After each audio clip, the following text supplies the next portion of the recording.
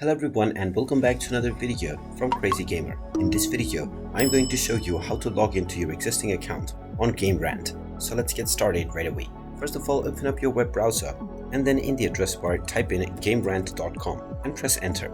You will now be taken into the official Gamerant website. Now if you already have an account, click on the sign in now button at the top right corner, which will take you into the login as well as the sign up portal. If you have logged in or signed up using your Google account before, then you can click on sign in with Google. Otherwise, just enter your email address and click on the continue button. You will then be asked to enter your password. Type in your account password within the given box and then click on the login button and you will be logged in to your Gamerant account right away.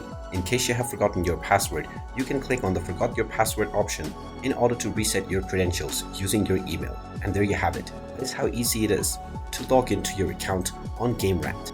If you find this video helpful, make sure you hit that like button and subscribe to our channel if you haven't done so already. Also ring that notification bell to never miss another update from us. Thank you for watching and I will see you again in the next video.